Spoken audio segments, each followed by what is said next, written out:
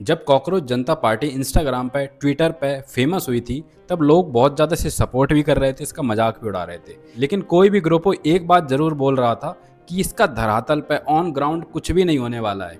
बस ये एक सोशल मीडिया फिनोमेना बन के रह जाएगा, एक न्यूज़ की तरह बनेगा, आएगा और चला जाएगा। कल को कोई और न्यूज़ वायरल होगी, कोई और नया टॉपिक वायरल होगा, लोग उस पर मुंह हो जाएंगे।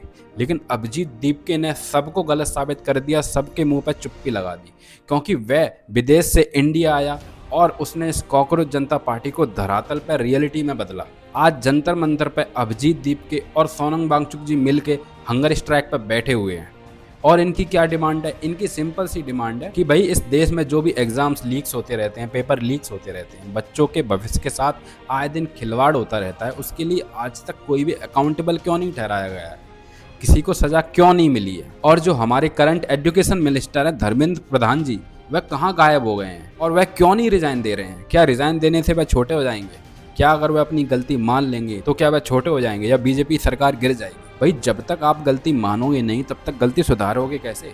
सबसे पहले कोई बीमारी होती है तो उसे समझना पड़ता है कि बीमारी है, तब हम उसे दवा देते हैं। लेकिन यहाँ पे सरकार समझना ही नहीं चाह रही है कि बीमारी है, इसीलिए धर्मेंद्र प्रधान रिजाइन नहीं कर रहे हैं। तो आज सोनम वांगचुक को धरना पे बैठे हुए, हंगर स्ट्राइक पे बैठे हुए 14 दिन हो चुके हैं और उनकी हालत, उनकी हेल्थ खराब होती जा रही है। और हैरान मत होना कि यह इंसान हंगर स्ट्राइक पे बैठे बैठे अपनी जान दे दे, क्योंकि सरकार को फर्क नहीं पड़ रहा है, जनता को भी फर्क नहीं पड़ रहा है। सभी लोग बस अपनी इंस्टाग्राम रील में बिजी हैं। कोई इंस्टाग्राम कंटेंट बना रहा है तो कोई उस कंटेंट को कंज्यूम कर रहा है। सब लोग बस टाइम पास कर रहे हैं, मस्ती कर रहे हैं। और वहाँ पे एक इंसान आप ही के हक की लड़ाई लड़ रहा है, आप ही के बच्चों के हक की लड़ाई लड़ रहा है और आपको फर्क ही नहीं पड़ रहा है। जब शुरुआत में कॉकरोच जनता पार्टी वायरल हो रही थी, इंस्टाग्राम पर पेज बना था, तो सभी इन्फ्लुएंसर इसका वीडियो बना रहे थे, इसे कवर कर रहे थे। लेकिन आज जब ये ऑन ग्राउंड प्रोटेस्ट चल रहा है तो कोई भी इन्फ्लुएंसर, कोई भी कंटेंट क्रिएटर इसके बारे में बात नहीं कर रहा है, क्योंकि ये वायरल टॉपिक नहीं है ना। और सारे कंटेंट क्रिएटर तो वीडियो वायरल टॉपिक्स पर बनाते हैं।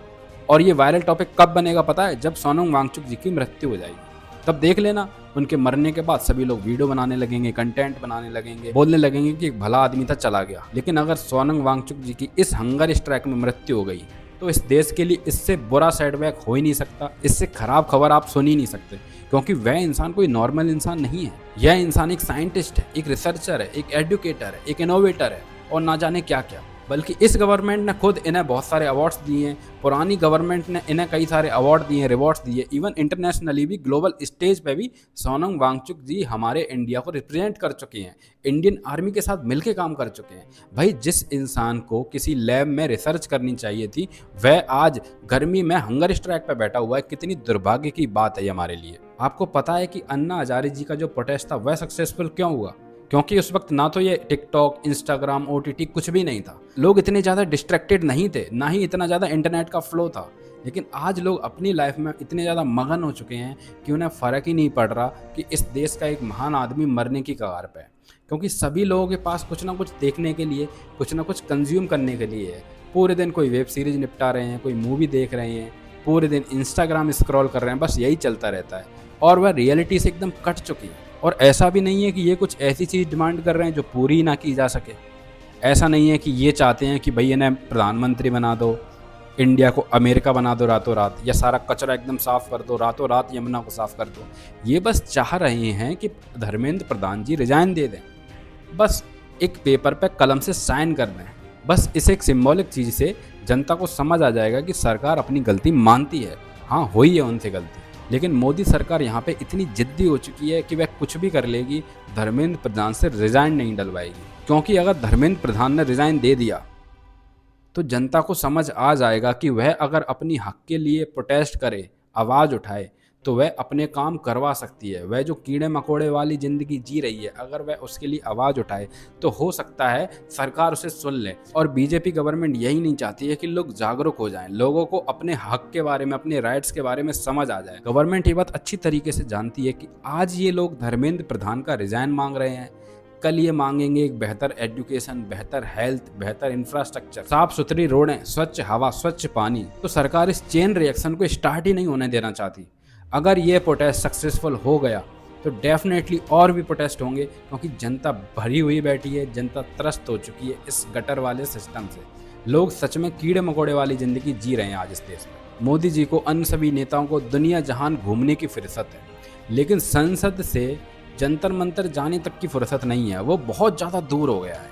नॉर्वे, स्वीडन, अमेरिका सब जगह घूम रहे हैं मोदी जी, लेकिन 10 से 20 किलोमीटर का सफ़र तय नहीं हो रहा उनसे, क्योंकि वह डरे हुए हैं।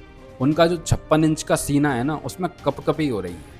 उन्हें समझ आ रहा है कि उनकी गलती है, और अगर उन्होंने अपनी गलती मानी तो जनता को पता चल जाएगा उनका जो चौकीदार है वही चोर है। लेकिन तो क्या हुआ, सरकार जंतर मंतर तक नहीं आ सकती, जंतर मंतर खुद उठकर सरकार तक पहुंच जाएगा और सारे प्रोटेस्टर 20 जुलाई को संसद पहुंचेंगे। तो मेरा इस वीडियो को बनाने का मकसद बस इतना सा ही है कि आप लोग थोड़े अवेयर हो जाएं, थोड़े इस रील से, फ़ोन की दुनिया से बाहर आ जाएं, क्योंकि आप सभी के भी बच्चे हैं, वह भी इसी घटिया एजुकेशन सिस्टम के शिकार होने वाले हैं। आज तो आप अपने बंद कमरों में सोते रहोगे, लेकिन आपके बच्चों का क्या, आपके भविष्य का क्या? उन्हें तो ये झेलना पड़ेगा। अगर आप चाहते हो कि उन्हें ये ना झेलना पड़े, तो किसी भी तरह से अपने स्तर से इस प्रोटेस्ट को सपोर्ट करिए। फिर चाहे जो भी आपको रील दिखे उसे अपनी स्टोरी पे लगाइए, शेयर करिए। अगर आप दिल्ली में हैं तो जंतर मंतर जाके समर्थन दिखाइए। अगर आप एक कंटेंट क्रिएटर तो मेरी तरह रील वीडियो बना के और लोगों को जागरूक करें, इस प्रोटेस्ट से जोड़ें। यही हम सब लोग कर सकते हैं। तो आज आपका वक्त है कुछ मीनिंगफुल करने का, इस प्रोटेस्ट को समर्थन देने का, वरना ऐसे ही हम एक महान नागरिक को, एक महान देशभक्त को खो देंगे और बाद में आप फिर रील बनाते रहना, रील पे कमेंट करते रहना कि भला आदमी था चला गया। बाकी आप सभी का क्या सोचना है इस प्रोटेस्ट के बारे में, सोनम वांगचुक जी की हंगर स्ट्राइक के बारे में कमेंट में लिख के बताइए। अगर आप इस वीडियो को सपोर्ट करना चाहते हैं तो please subscribe to my channel. मिलते हैं नेक्स्ट वीडियो में।